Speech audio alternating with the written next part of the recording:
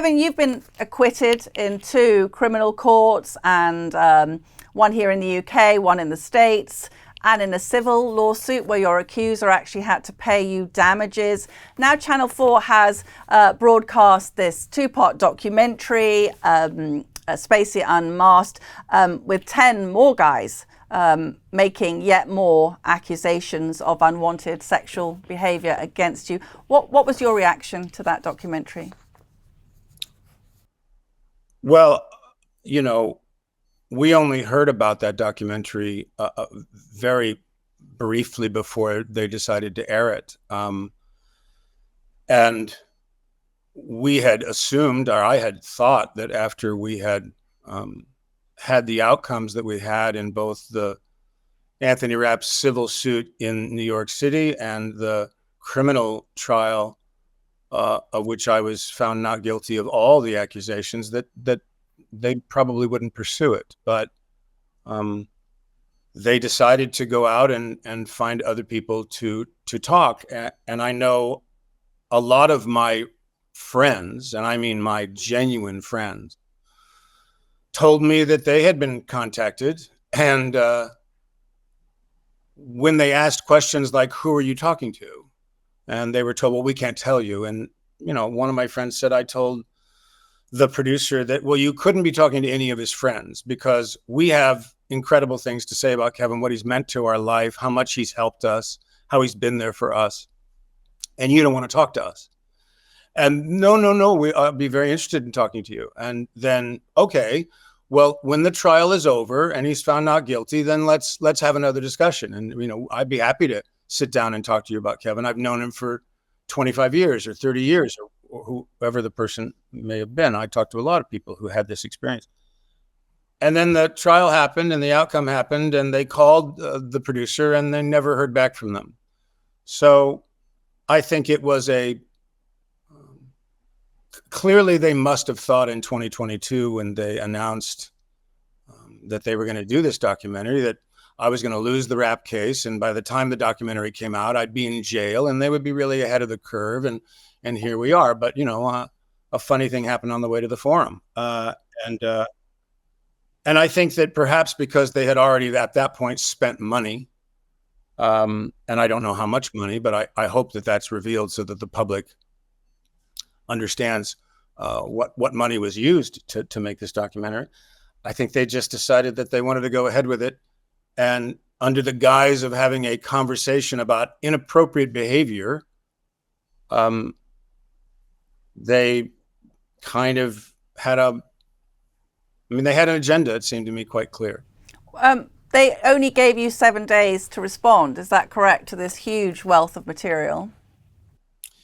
Yes, that is correct. And I can only tell you that, for example, if the Anthony Rapp trial had I only had 7 days before I had to walk into that courtroom, as opposed to what I did have, which was nearly 5 years of investigating what Anthony Rapp had accused me of, things that I didn't know in 2017, things that we uncovered, that we presented in that trial, facts, evidence, photographs, witness testimony that ultimately proved that Anthony Rapp had told a false story, that what he claimed happened had never happened.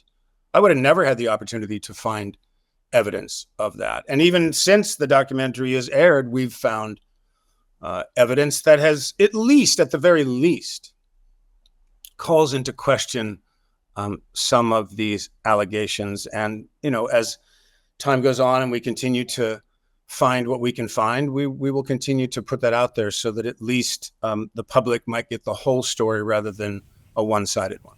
Do you think that in this era of cancel culture that the idea of due process, which was that if a man or woman was tried and found not guilty, that was it, you were not guilty. Do you think that respect for due process has now been lost? In some quarters. But I have to tell you that, if we put aside the media for a moment, because there is clearly a laziness in actually investigating stories that are printed. But if we just put that aside and we put the sort of Twitter world aside, X side to the side for a moment, I have traveled, Evan and I have traveled. We took this amazing trip a couple of years ago through Europe with backpacks like we were college kids.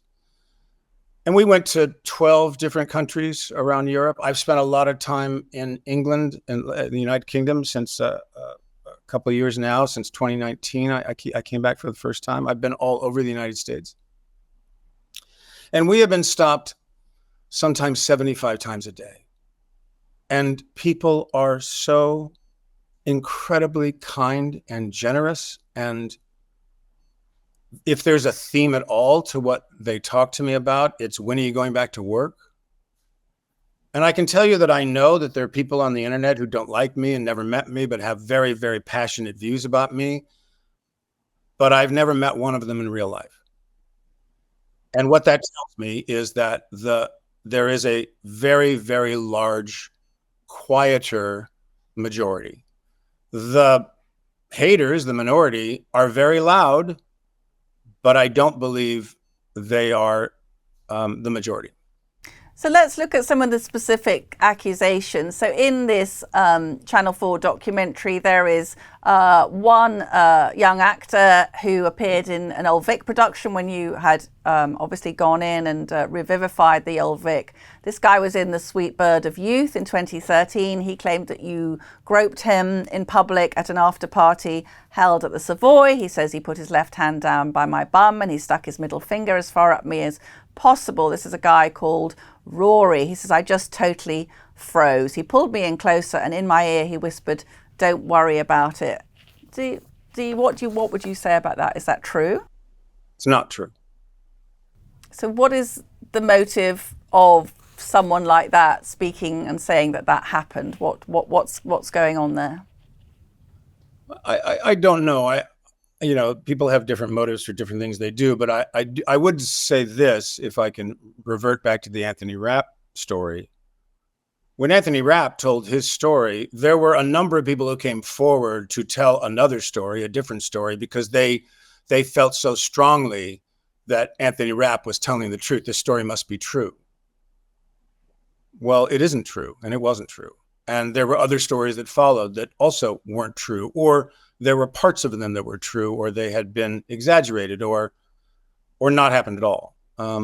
And I can't really tell you what it is that motivates people. I think some people, maybe think that they're helping and doing the right thing. And, look, there's been, I think, incredible progress because of the Me Too movement. I think it started in a way that I think was incredible, because if you look at the amount of time that the New York Times and Ronan Farrow took to investigate, over a year before they printed the allegations against Harvey Weinstein, they knew what they were presenting. So I think, again, it's just a question of, if you accuse someone of something, you have to give them an opportunity to be able to respond and to investigate it, and not do it in such a way that you don't allow them to actually have a fair shot at being able to prove that either something didn't happen or there are circumstances that make it questionable.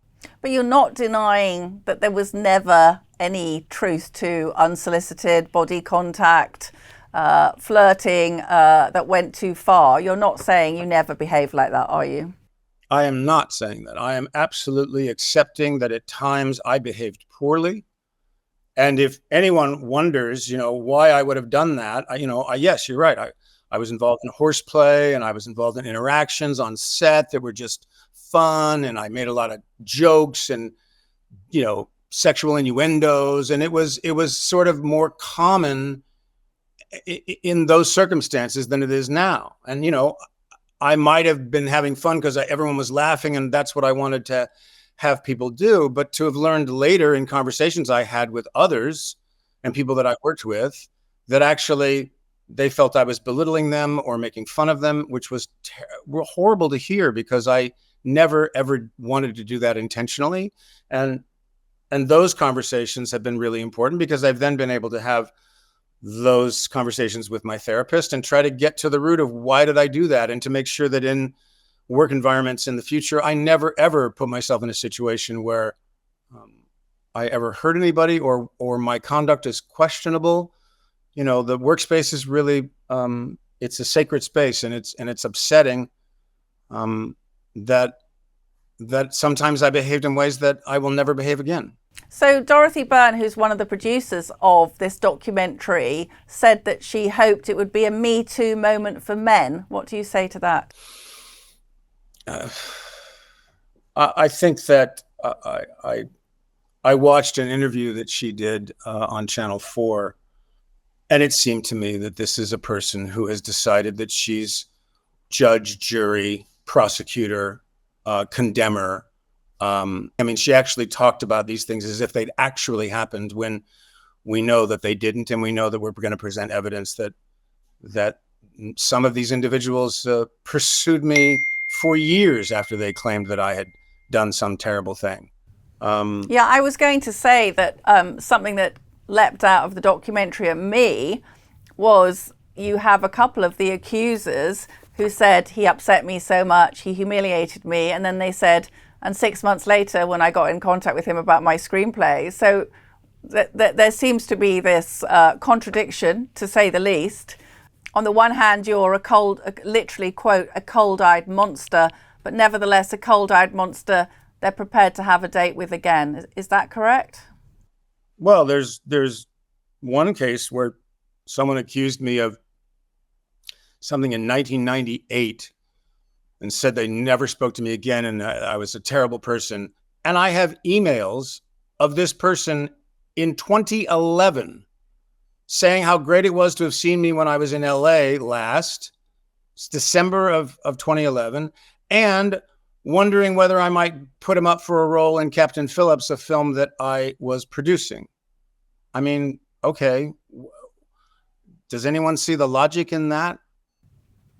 There's also one guy in the documentary who was had a small part on House of Cards, who gets very distressed about talking about you touching him inappropriately, and then I believe several months later shared half nude photographs with you. Is that correct? No, actually, the accusation he made was in 2013. Right.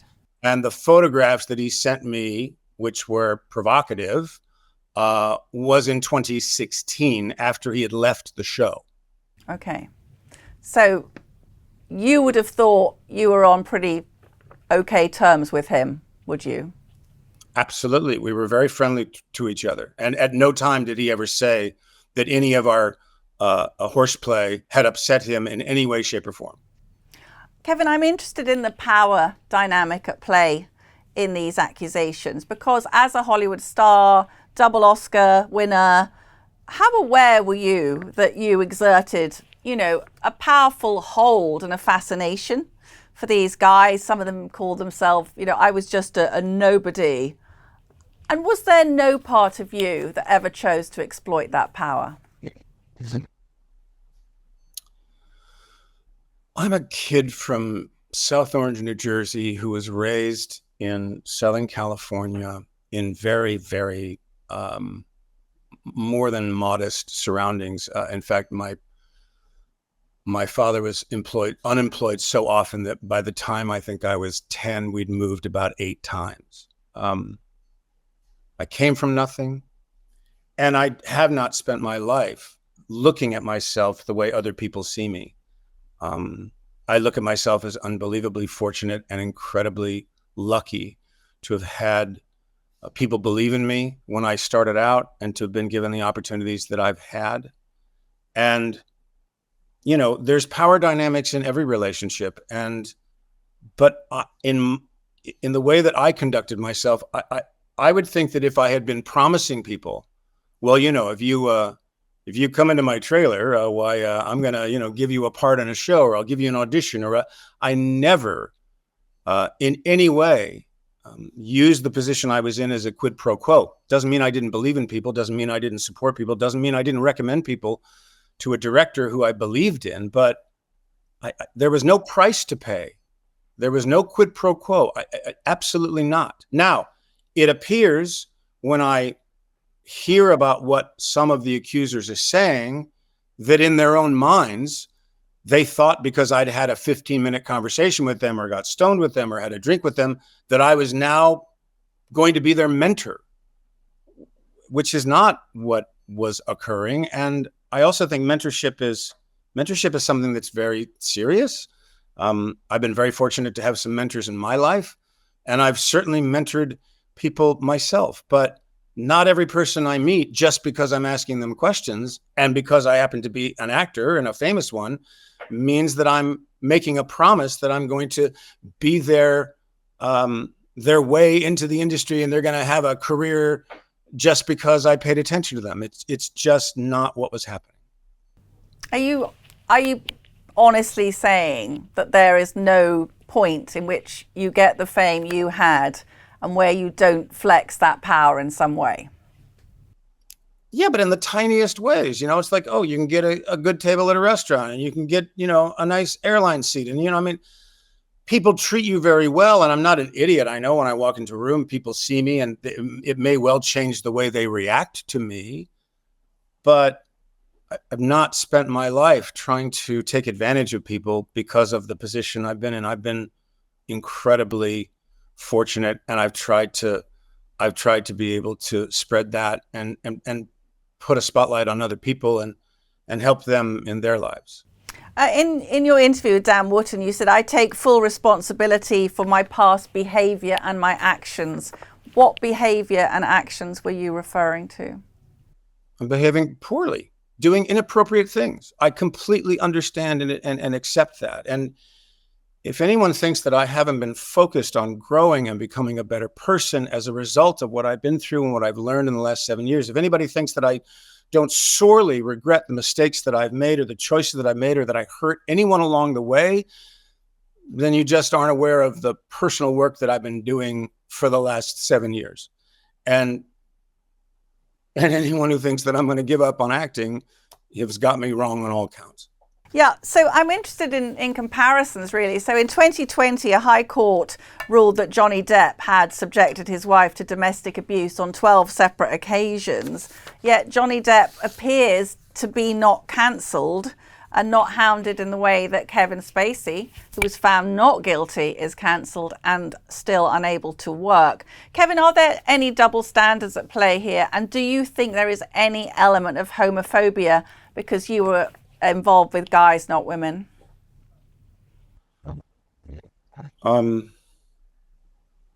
First of all, I like Johnny Depp, and I'm glad that he's being given a path back. I think he's a wonderful actor, and I've it's been sorry to see what happened. I think he also won a significant case in the United States. And I think that probably has something to do with it as well. I mean, with respect to whether there's a double standard, I think that's really best for other people to look at. I do think that there are behaviors that I have done that I know, pursuing something you're interested in, that I know heterosexual men do, and I'm not going to mention any of them, but we certainly know that there are quite a number of men who are well known, who throughout history and even today are what the press likes to call legendary Lotharios. And yet, if I have done something that has been similar, it's inappropriate. Not saying I haven't been inappropriate, but everything is sort of deemed that way. And that's just not how I've lived my life. But I have at times done things I won't ever do again. Do you think, obviously the Me Too movement, which was encouraging people to go public with their, experience of sexual harassment and even worse, it did throw up people like Harvey Weinstein, convicted of extremely serious sexual crimes and abuse. Do you feel that the allegations against you or your case was blown up out of proportion on the rising tide of fury of Me Too? Well, I think that there was definitely a rush to judgment. And I think that, to some degree, corporations then put themselves in a situation where they now had to behave in the same way toward anyone who was accused of anything. I mean, if the companies that I had been engaged with and had an incredible partnership with had stood up and said, we hear you and we take allegations seriously and we're going to investigate this. And when we discover what the truth is, we're going to tell you how we're going to react. But instead, they publicly divorced themselves from me, said that they would never work with me again before a single question had been asked. And I think that certainly when Netflix did that, and I had a long relationship with them and we'd had an enormous success together, people must have thought, well, they must have the dirt on him. So then everyone else decided to make decisions to react punitively toward me. And all I ever wanted was for people to ask questions and investigate. And I am well aware that that did not happen. Ridley Scott, actually, I mean, talk about being cancelled. You were actually airbrushed out of a Ridley Scott film, all the money in the world. I think they got Christopher Plummer to come in and play your part. I mean, they say that, when you're in trouble, you find out who your real friends are. Were there friends in the business who you think would like to have spoken out for you, but were perhaps told by managers or PR handlers to not speak out for fear of taint by association? Yes. Now, look, I will counter that by saying that my true friends, my genuine friends, my colleagues who I was a part of building families with in plays or films, they have all been there. And some of them have spoken out publicly. But there are other people that, maybe our relationship wasn't that thick to begin with, in Hollywood. I shouldn't be surprised. I've lost friends. I've been the subject of false and fabricated, financially motivated allegations. But I've still had to come to terms with my own poor behavior. And I think that I've tried to deal with the allegations in the proper forum. And I'm grateful for the outcomes that have happened. I'm working every day on being a better human being. I'm working every day on things that are incredibly important to me. And I'm growing and I'm listening and I'm learning and I'm making sure that, I try to my best ability to behave with dignity and understanding in these past 7 years. I haven't said much except recently. But I lost a lot, and I am hoping that eventually I will be offered a path back. I was quite encouraged, I have to say, to see that the director of the documentary did an interview last week in the Hollywood Reporter in which she spoke in terms that were very redemptive. She said, I would love to see him do more shows, and I would want to make sure that he's learned his lesson, or he does some more deep soul searching. Listen, we can all do deep soul searching, even more than we are. But it was the first time that anyone in the documentary also quoted some of the collaborators who said that they didn't want to see me go away. They just wanted to know that these things had stopped. And I guess my feeling is, none of these collaborators were post 2017. Do people think that I'm going to blow an opportunity to have an ability to be able to work again by behaving in any of the ways that I have been accused of behaving or did behave? Never in a million years. So I was at least encouraged that the filmmaker was offering a path back. I wish that the documentary had been willing to put that out there, but they didn't. But I'm glad that she at least said it a week ago. We should remind viewers and listeners that there were no allegations of criminal behavior in that documentary at all. In 2017, when you were at the height of your success and being amazing in House of Cards, this guy you mentioned before, Anthony Rapp, accused you of making sexual advances to him in 1986 when he was 14 years old. And then you released a statement in which you said you didn't remember the encounter, but you were extremely sorry.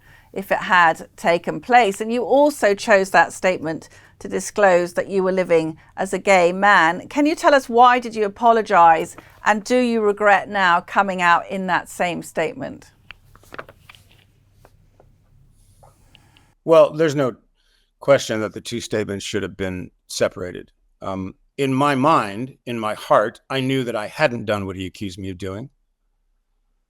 But he backed me into a corner, because when you say, oh, you were so drunk, you won't remember. I mean, look, the first thing that I think, if someone heard that, I'm accusing you of something that happened more than 30 years ago and you won't remember because you were too drunk.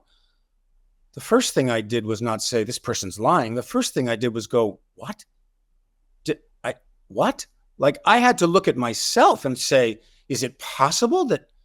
So I wasn't in a position at that point to absolutely deny it. I was also conscious of the fact, and there were lots of voices in my head actually talking to me, advisors and such, who were saying, you can't push back on this. You have to be kind. There was all kinds of pressure. And again, BuzzFeed gave us a few hours to respond to this 31-year-old charge before they went to print. And I'm not sure I could have done anything that would have been the right thing or sounded right. It even all sounded wrong to me. But also because what many people may not know, unless they watch the Dan Wooten interview, is that I had been talking about and planning about coming out for more than 2 years.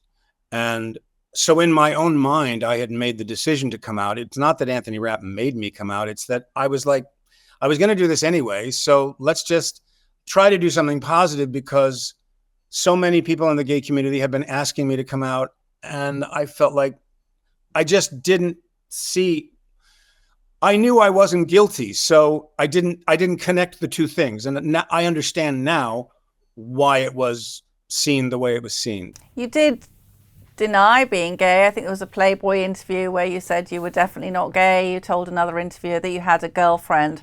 Just wondering what it was like. I don't think there's any major movie star who's come out as gay and has retained a position as a leading man. Was it a lonely and scary thing to be at that, do you think? Look, I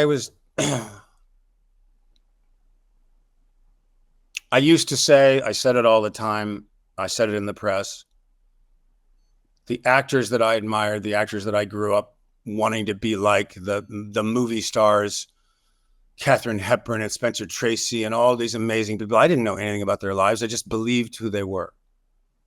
And I wanted people to believe in the characters that I played. And as I've looked at other actors who I admire and respect, who also were gay and reluctant to come out because they didn't want to be labeled that. They just wanted to be an actor. And so I think I used that as a way to keep myself from feeling like I had to. But I did get to a point where, and it was, a lot of it was sort of watching Evan Lowenstein because he went through a lot of changes in his own life in 2011. He started working on himself. He got to a place sort of by I remember 2014, we were having conversations where I was like, God, you are so free. I just see this freedom in you that I wish I had. And we started to work on that together. He was so encouraging that if I was ready to finally talk about myself, he thought that was a fantastic place. And we began to try to find ways to do that. And one of the reasons I did the film about Gore Vidal and other ideas that we had about how I was going to slowly begin to share who I was. That was incredibly important to me. And I'm very sad that I did not take the opportunity to come out in a moment of joy and triumph.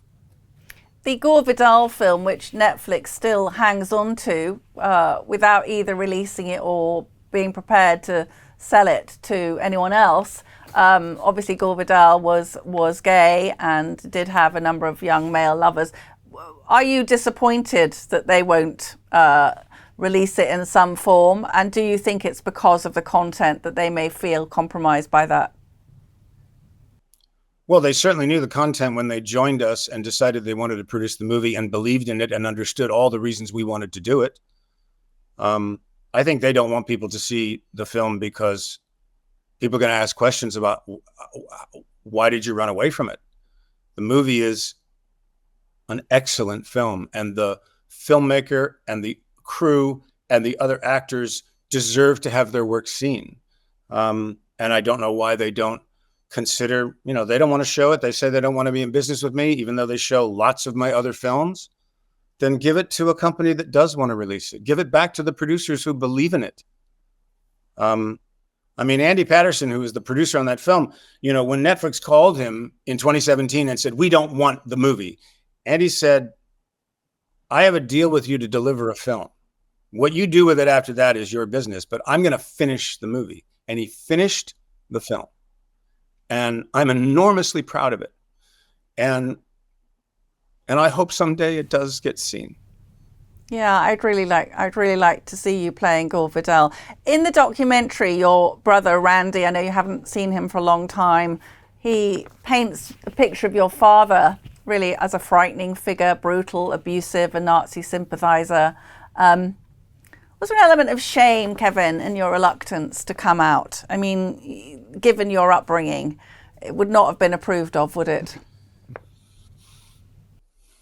No, but I was so young. I didn't know what I was.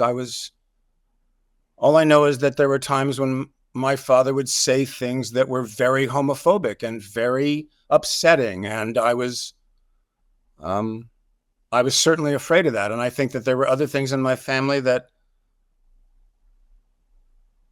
taught me very early on that secrets kept me safe.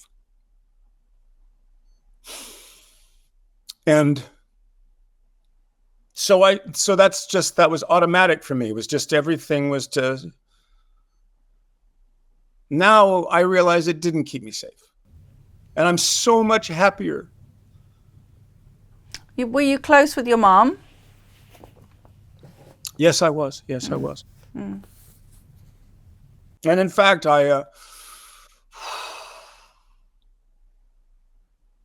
my brother, as you probably have heard, has been pretending for a very long time that he and I were very close when we were children, that we bonded as kids. And in his latest interview that he's done in the Daily Mail, he actually at least admitted that he's truly only seen me about 5 times since I was 17 years old, which is something like 49 years. And, it would be fine if he just decided he wanted to go on about me and say whatever he wants, because he's like a stranger. But this time he's gone too far. My mother was diagnosed with a very aggressive brain tumor in 2002, and she would eventually move down to Los Angeles, and I put her in a house with a full-time staff. And we spent a good amount of time together, me and her and the rest of our family. And my mother was very, very concerned about how she looked. She didn't have a lot of visitors come and see her because she just did not want people to see what the disease was doing to her. And my sister, my niece, we all protected my mother. She wrote to people, but she just didn't have many visitors, especially when the tumor started to become more aggressive.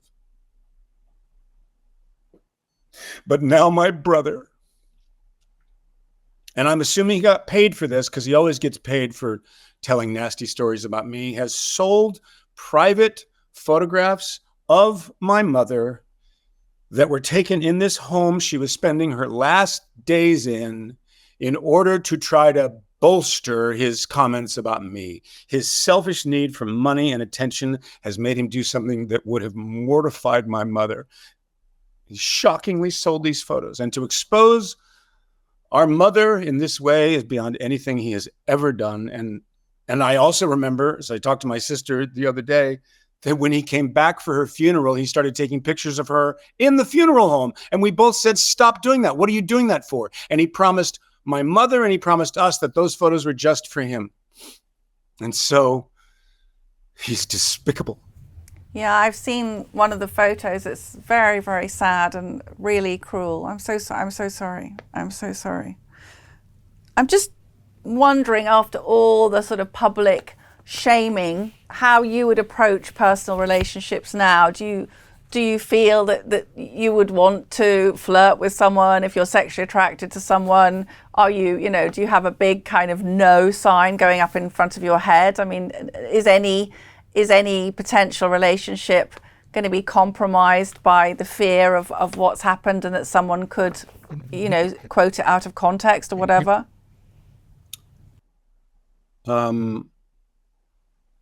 I am so open to having a relationship. I'm so ready to have a relationship. And I have been so moved by people I have met. I've made new friends. I obviously, it takes a while to trust. But I've also been through so many experiences in the last 7 years where I found myself in programs with people I didn't know. I mean, I remember there was one program I was in, and it was the second day, and this guy who'd been sort of assigned to me as like my angel, like my mentor. He looked at me at lunch one day and he went, Kevin, if you want to get out of this program everything you came here to get out of this program, you're probably going to have to do something you've never done in your entire life. And I said, oh yeah, what's that? And he said, trust before you're ready. And I was like, oh, but I did. And I do. And I'm not going to let any of this affect a genuine, loving relationship.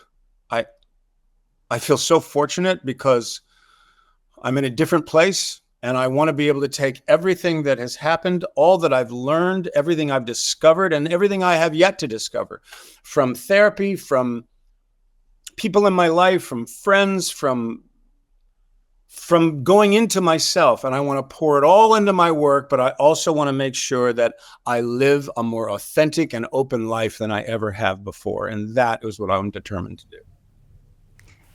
Acting is obviously your craft, but also, a place of, immense satisfaction and maybe even a place to hide, as you described earlier. It's 7 years since you've been able to be an actor. It does almost feel like a biblical punishment, doesn't it? And thou shalt be cast out for thine sins for 7 years.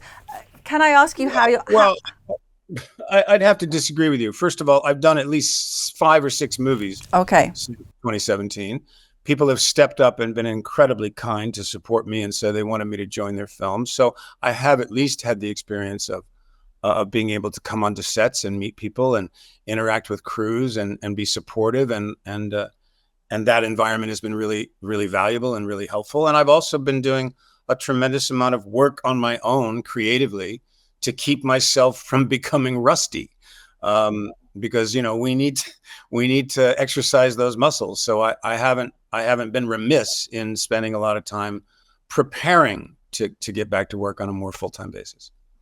Evan, your manager, said that you were almost obscenely optimistic and cheerful, bizarrely. But how has your mental health been? This has been an absolute maelstrom of, it must have been a horrible, horrible time. Evan and I play a game. We call it the red button game. If you have a red button and you push the red button, it goes back in time and none of the bad stuff will have happened. Would you push the button? And the answer is no. Because despite the challenges and the difficulties and the pain and the bad days, I've also witnessed the most beautiful demonstrations of friendship and love and family, and had conversations and experiences and just seen things in everyday life, small moments, making someone laugh, making someone smile. I wouldn't want to miss any of those. And those far outweigh all the negative stuff that you've just listed. Far outweighs it. But you've lost a lot. I mean, not just financially, that it has been punishing, has it not? Yeah, but you can't take that with you. So, my hope is that, and it's been very encouraging the last sort of 5 months that the level of offers, the kind of offers that have been coming in are significantly different than they were 5 years ago. So I believe in a path back. I believe in redemption. I believe that I'm in an industry that embraces that, but not very many have offered it so far. But I am hopeful, and I believe that things are heading in the right direction. I wish we could be having a conversation about your amazing performances. I wanted to ask you what in your career are you proudest of? What was your best acting experience when you felt you were absolutely at the height of your powers?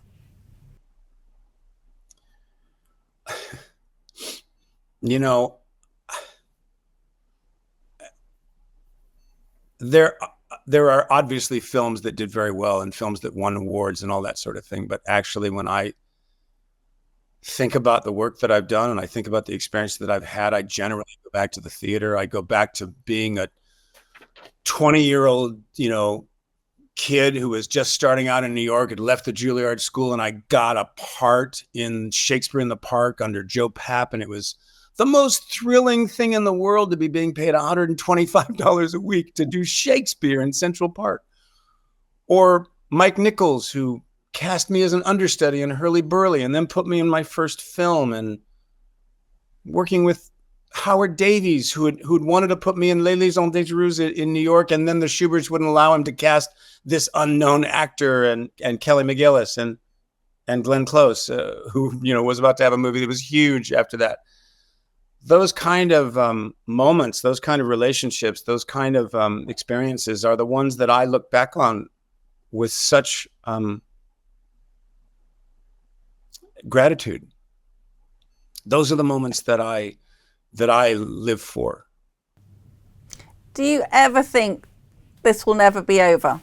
Do you have days when you think, because these things have sprung up, things were looking a bit more on track, and then the Channel 4 documentary, which I believe is being broadcast in the States this week. I mean, there just seem to be this, it's a bit kind of whack-a-mole, isn't it? All I can tell you is that I think that the public has definitely given me a sense of where they stand on this. I think that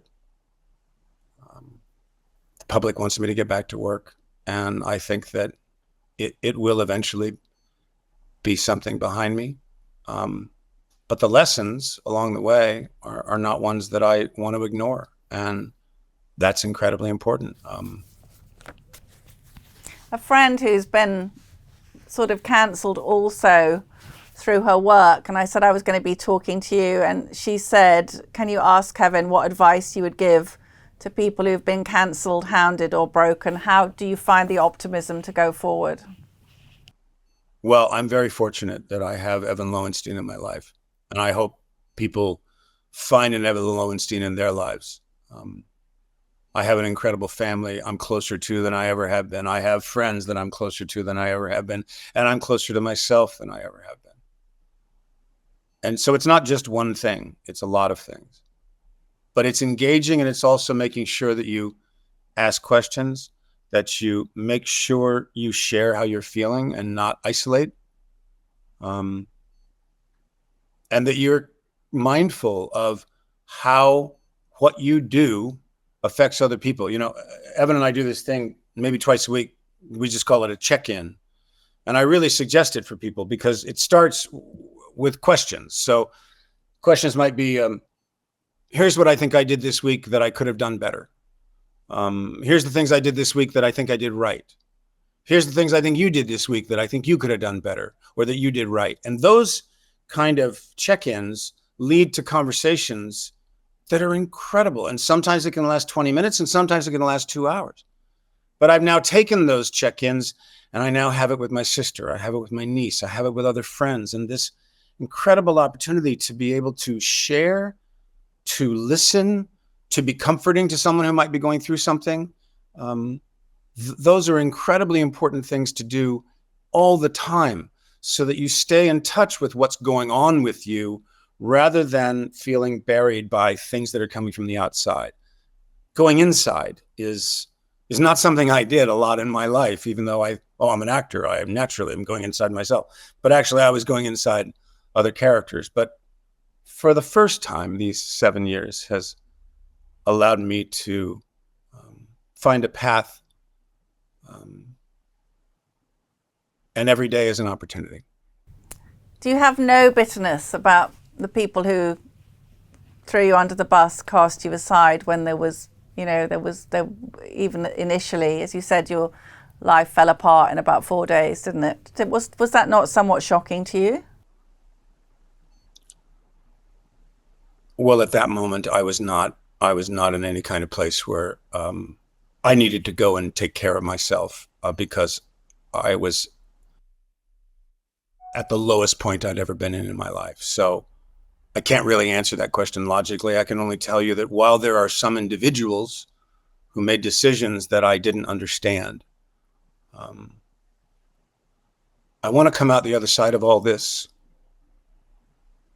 not bitter, not angry, not revengeful, but more loving, more understanding, more compassionate than I was when this all started. Otherwise, none of it will have been worth it. Well, let's talk about the future. What are the roadblocks now? Because you may have clearly you've got directors who want to direct you, you've got producers, you've got colleagues who would be very happy to act with you. So is it now in the business side of things? I mean, is it, when Ridley Scott cancelled you from his film, he said it's a business decision, and Hollywood is a business, isn't it? So is there this fear from them of a lingering taint of scandal, even if it's not been proven in a court? Well, I guess I would say that, I don't know that there's that many actors who are what you call a sure thing. I mean, are you going to make your money back? Is an audience going to go out and see? Usually it's a collection of actors that make a project interesting and an audience wants to go see. So, am I a bigger risk? I mean, you can take that position, but if your answer to that is, well, I think that some of our viewers might be upset. Well, you could list any actors that some viewers might not like. I mean, you can go on X and ask about anybody, and you'll find people who don't like them or think this about them or have accused them of this. I mean, it's not just me. And my hope is that, first of all, from a business perspective, my stock is low, so I'm a bargain right now. That's a good way of, yeah. Buy Spacey now. By now. And, I think that, look, I believe that it's just unfortunate that a single person is speaking for the entire British public, or a few people in studios or networks or streaming services are speaking for the entire American public. I think that someone will roll the dice and say, I believe in you. I believe in you as an actor, and I believe in you as a human being, and I believe that you've learned, and I believe that you've changed. And I want to give you an opportunity.